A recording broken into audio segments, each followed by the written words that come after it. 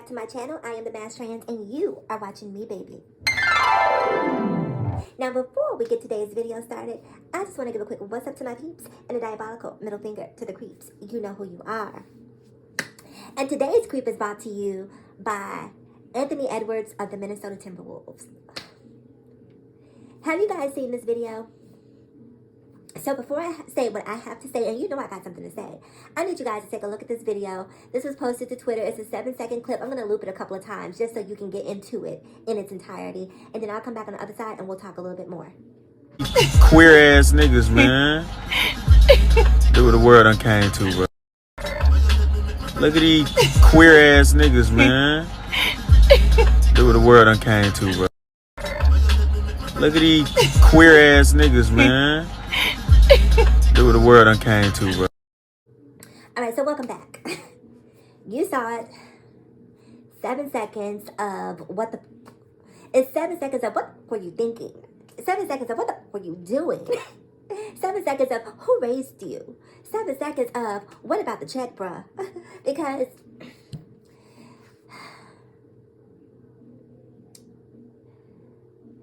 it's just so dumb, right? And I'm going to talk about him in just a second. But before I talk about him, I want to talk about this ditzy broad sitting next to him. And she's... as he goes on this little homophobic rant. She... like, what he's saying is funny. And listen, I got no problems with a gold digger. What I hate, though, is a dumb gold digger, right? Because as a gold digger, your job is to protect the bag. You know? And this is why you see athletes make all of these millions upon millions and millions of dollars, and then 5 years later, you see a YouTuber filming them on the side of the street with a "We'll work for food, we'll hoop for food" sign, right? Because they lack the intelligence, being able to put a ball in a hoop, and understanding how this game is played, the game of life. Because you mastered the game of basketball, you figured that one out. Clearly, because you're playing at the highest level. But in the game of life, you are still on the bleachers. You are still on the bleachers in the game of life, because any person who has reached a certain level of success would know that this was dumb to do. And let me say this. I'm going to talk about her too in just a second.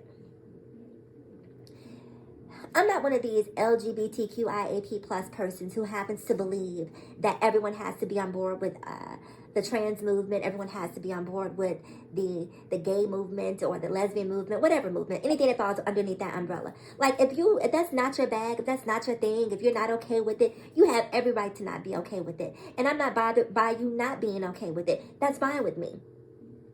But this was something that you basically targeted these men for absolutely no reason. They're standing on the corner saying their goodbyes or their hellos. I don't know exactly what was going on. I don't know the context of why they were there.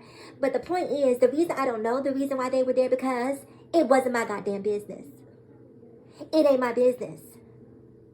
And that's what people need to learn. It's not about you being homophobic or transphobic. It's about you not having the ability to mind your goddamn business. Mind your business. Now here you are sitting in a car next to a woman who I'm willing to bet he's not married to. Probably about to go and commit every other sin in the Bible with this young lady if they haven't already committed the sin. But you're judging these men standing on the corner, doing whatever it was that they're doing. Sin is sin, okay? If you believe in the Bible and you believe that homophobia is wrong, then so are all those tattoos over your body. So is the fact that you're in here with this bimbo doing whatever you guys are doing together. That is sin. But you, for whatever reason, so many people like to do this. They like to cherry pick which sins that they have a problem with, because these men aren't doing anything gay. They haven't done anything gay. Looks like they're wearing, one of them is wearing some sort of racerback sports bra. I don't know, whatever, some athletic apparel. They give each other a hug. There's no kissing. There's no sex. There's nothing happening between them. So everything that you think is happening between them at this point is an assumption, or going to happen between them is an assumption.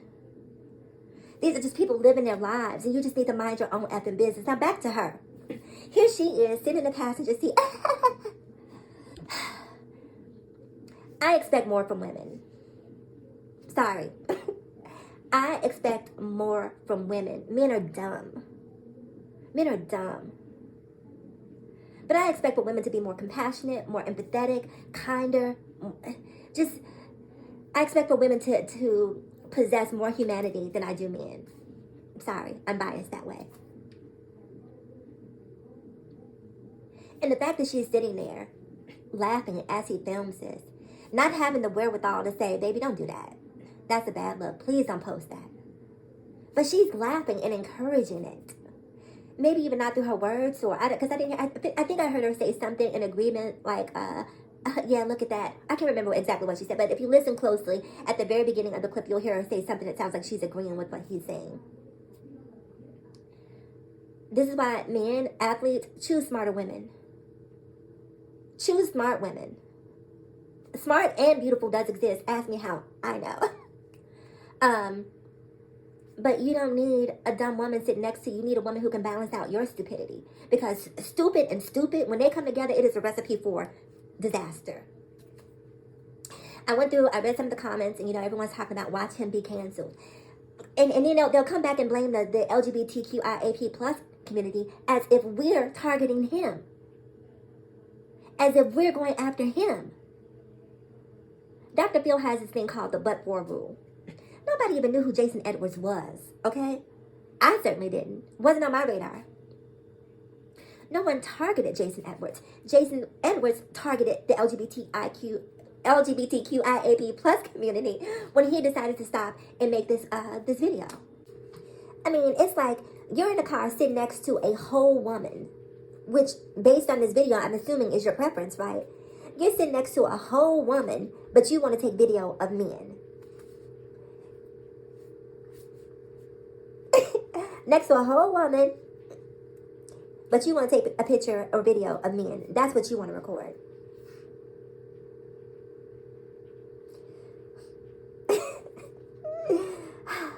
You have to be smart enough to realize that you are probably 1 degree of separation away from someone who is LGBTQIAP+. And I'm going to tell you guys, I find that men who are homophobic to the degree that they recorded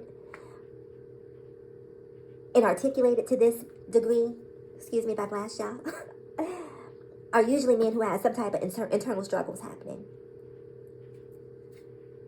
They usually have some sort of internal tug of war that is at conflict, and seeing someone who is bold enough and brave enough to live in their truth outside and open and in the public makes them uncomfortable. I said what I said.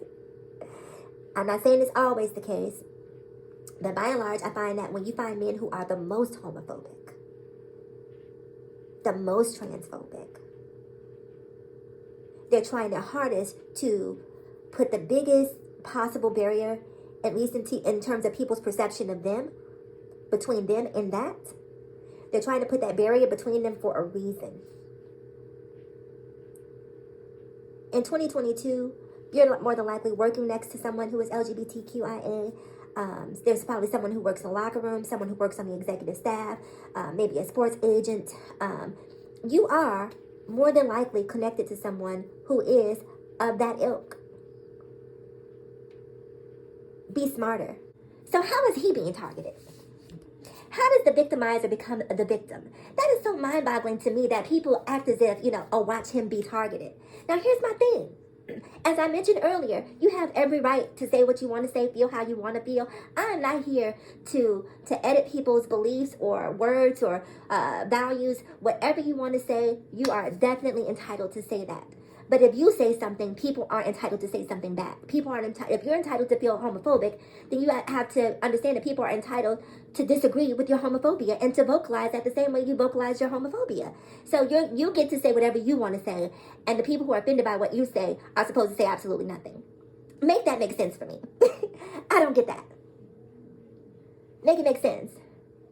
And see, it's not the LGBTQIAP plus that are targeting and canceling these individuals. It is corporations, because at the end of the day, corporations understand a dollar is a dollar. Whether it's a black dollar, a white dollar, a green dollar, or goddammit, a rainbow dollar, a dollar is a dollar, and the corporations want them all.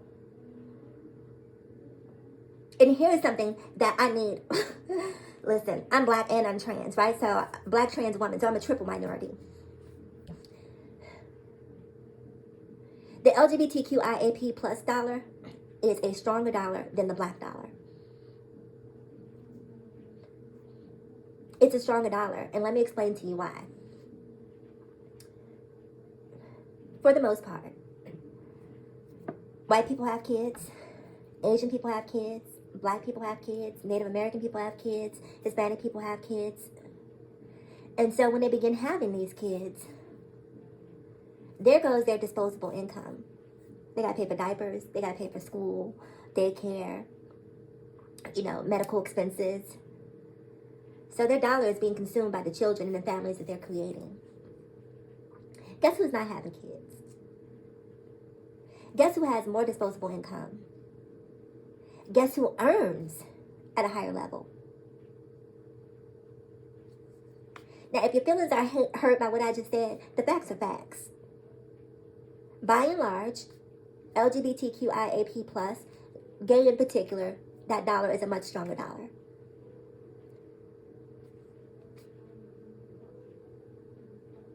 And the lifetime or the life expectancy of that dollar is greater. Black men, it is 2022.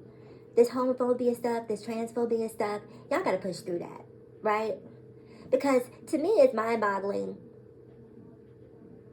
that you are so bothered by something to the degree, or so perturbed by something that you go take video to memorialize something. Because if there's something that I dislike or something that bothers me, I'm trying to purge that from my memory. I try not to click on things that I know would be problematic for me. I try not to watch things that I know will be problematic for me. I really try to filter what I take in. If I would have saw, rats. Rats disturb me, right? If I would have saw a cluster of rats off to the side of the street, I would have had blinders on. I'm not looking in that direction. I'm not looking over there. I'm not looking because I'm not going to look because I don't want to see it. I'm certainly not going to be like, oh, I hate rats so much. Let me take a picture. Let me take a video and post this on social media so I can show people how much I hate rats. Does that make sense? It doesn't make sense. You don't have to be on board with people being gay. That is your personal constitution. Believe what you believe. But you don't have to disparage people in the process. You don't have to berate people in the process. All you have to do is put the ball through the hoop and collect the check. Put the ball through the hoop and collect the check. If you want to get political, if you want to put your nose in other people's business, then be prepared for that. And then after this comes out, here he comes, with this half-hearted apology. And this is what really gets under my skin. I wasn't raised like that. You weren't? I'm inclined to disagree. Well, how were you raised? And when did these lessons on life that were imparted on you during your youth, when did they click in? Because they didn't click in when you turned that camera on. When did they click in? So my point is this. If you want to say stuff like that, if you want to do stuff like that, stand 10 toes down. Don't come back with this half-hearted apology talking about how you were raised. Because that's not true. That's not honest. It's fake. It's phony. It's pandering. You're trying to placate and appease because you know that your bottom line is being affected. So anyway, I wanted to talk about Jason Aldean and his wife, because that's a whole other story. I don't even listen to country music, but apparently she has some things to say, and I really wanted to address that, but I went a little bit longer on this video than I anticipated, and I know you got things to do, and so do I, so maybe we'll save that for another video. But do me a huge favor. I want to know what your thoughts are, how you feel on what Anthony Edwards said, whether you feel he was within his rights, whether you feel he should have just kept his mouth closed, and what you think about the young lady who was sitting next to him essentially endorsing this through her goofy. So do me a huge favor, people. Please like, comment, subscribe, and share. And as always, in closing, ask yourself this one poignant question. Why be bitter when we can be better? So let's be better together. I'm the Mass Trans, and I'll talk to you guys again in my next video. Bye-bye.